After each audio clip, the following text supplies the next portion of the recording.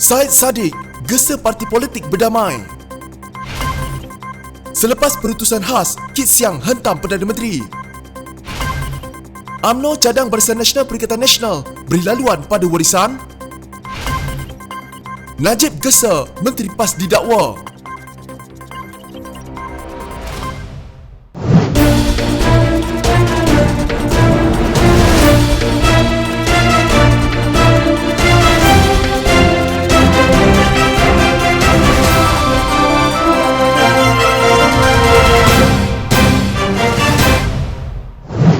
Ini adalah masa untuk kerajaan dan pembangkang duduk semeja cari jalan penyelesaian bersama. It is a time.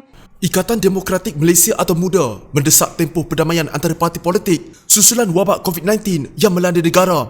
Ahli Parlimen Muar Syed Saddiq Syed Abdul Rahman yang juga pengasas MUDA berkata, gesaan itu ditujukan buat parti kerajaan dan pembangkang. Bagi MUDA, kita ingin mencadang dan juga mendesak bukan sahaja bagi kerajaan tapi juga pembangkang untuk 3 perkara. Pertama, berhentilah politik perebutan kuasa sambil kita merebut tahta kuasa, rakyat terus sengsara. Yang kedua, hentikan niat untuk mengadakan pilihan raya umum atau pilihan raya negeri selagi kes COVID-19 berleluasa. Ketiga, ini adalah masa untuk kerajaan dan pembangkang duduk semeja mencari jalan penyelesaian bersama, katanya dalam pesanan video yang dimuat naik di media sosial. Gesaan itu ditandakan sebagai #Pause Malaysia. Malaysia kini sedang mencatatkan kes COVID-19 aktif tertinggi yang pernah direkod dengan 2,936 orang kini dirawat setakat tengah hari semalam. Jumlah kes aktif baru dijangka meningkat. Kedah dan Sabah menyumbang kepada lonjakan kes baru, sementara jumlah kes di seluruh semenanjung Malaysia juga terus meningkat. Gelombang baru COVID-19 itu hadir susulan pilihan raya negeri Sabah yang berakhir 26 September lalu. Pada masa sama, negara ini juga menghadapi ketidakpastian politik kerana majoriti Perdana Menteri Muhyiddin Yassin di Dewan Rakyat dipertikaikan. Sarawak juga perlu mengadakan pilihan raya dalam waktu kurang dari 10 bulan. Sementara pilihan raya kecil akan diadakan bagi kerusi Batu Sapi di Sabah dalam masa 2 bulan selepas penyandangnya Liew Vui Kiong meninggal dunia. Jaminan Perdana Menteri Muhyiddin Yassin bahawa tidak akan ada dua nilaian atau double standard dalam mematuhi arahan kuarantin COVID-19 akan menjadi lebih meyakinkan jika dia menjelaskan apa yang terjadi dengan siasatan ke atas Menteri Perusahaan, Perladangan dan Komoditi Khairuddin Ahmad Razali yang ingkar kuarantin, kata veteran DAP Lim Kit Siang. Jaminan Perdana Menteri dalam siaran langsung di Facebook akan lebih meyakinkan jika dia menjelaskan apa yang terjadi pada Khairuddin selepas kembali dari Turki pada 7 Julai. Rakyat Malaysia masih menunggu Perdana Menteri menunjukkan kepimpinan dan teladan dalam kes Khairuddin. Berapa lama mesti rakyat tunggu? Soal Ahli Parlimen Iskandar Puteri Lim Kit Siang dalam satu kenyataan. Difahamkan bahawa polis baru sudah menyerahkan semula kertas siasatan atau IP membabitkan Khairuddin ke Jabatan Peguam Negara. Ahli Parlimen Kuala Nerus itu disiasat polis kerana melanggar perintah kuarantin Kendiri selepas kembali dari kunjungan ke Turki pada Julai lalu. Dia muncul di Dewan Rakyat kurang dari seminggu selepas pulang dan hanya disedar selepas Ahli Parlimen Seputih Teresa Kok membuat pendedahan mengenainya. Pada Ogos, Kementerian Kesihatan Malaysia mengenakan denda maksimum RM1,000 terhadap Khairuddin atas keingkaran berkenaan. Menurut Lim, Muhyiddin harus meyakinkan para menterinya tentang kepentingan mengembalikan kepercayaan dan keyakinan rakyat terhadap perang melawan COVID-19. Katanya, para pemimpin kerajaan harus berhenti mendesak rakyat agar mematuhi SOP COVID-19 sedangkan mereka sendiri yang ingkar peraturan. Bagi Lim, ucapan Muhyiddin secara langsung semalam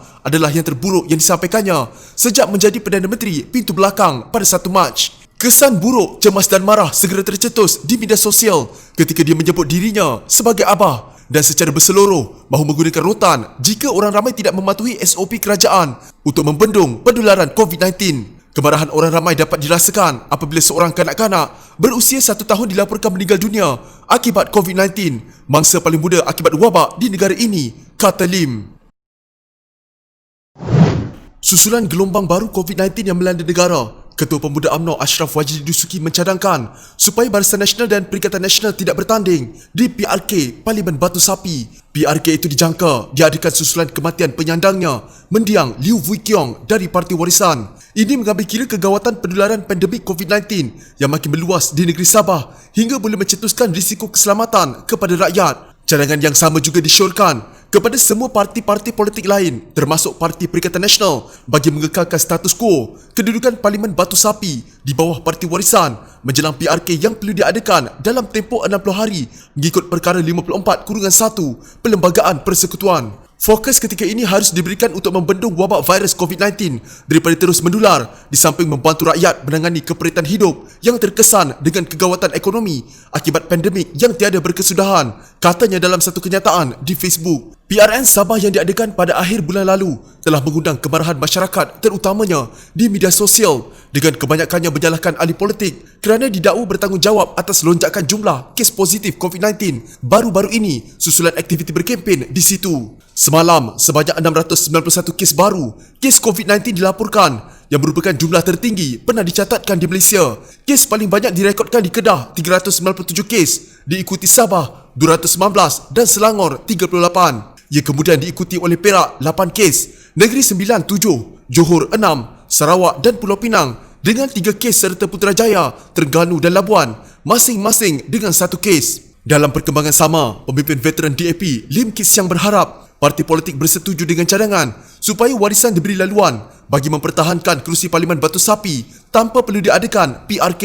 Lim berkata dia menyokong cadangan yang sebelum ini diajukan pengerusi bersama Jawatankuasa Undang-Undang Perlembagaan Majlis Peguam Andrew Koh itu memandangkan situasi semasa COVID-19 ketika ini. Jelas ahli Parlimen Iskandar Puteri itu, ia penting bagi memastikan kesihatan dan keselamatan pengundi di kawasan tersebut serta rakyat keseluruhannya terpelihara. Pengerusi SPR Abdul Ghani Saleh sebelum ini berkata PRK itu harus diteruskan seperti ditetapkan dalam Perlembagaan Persekutuan. Timbalannya Azmi Shahrum juga memberikan jawapan serupa ketika dihubungi. Katanya mereka tidak mempunyai pilihan lain. Sebagai rekod, mengikut Perlembagaan Persekutuan, pilihan raya mesti diadakan dalam tempoh 60 hari dari tarikh sesuatu kerusi itu dikosongkan. Bekas Perdana Menteri Najib Razak mahu Menteri Perusahaan Peladangan dan Komoditi Khairuddin Ahmad Razali didakwa kerana melanggar perintah kuarantin Kendiri selepas kembali dari kunjungannya ke Turki pada Julai lalu.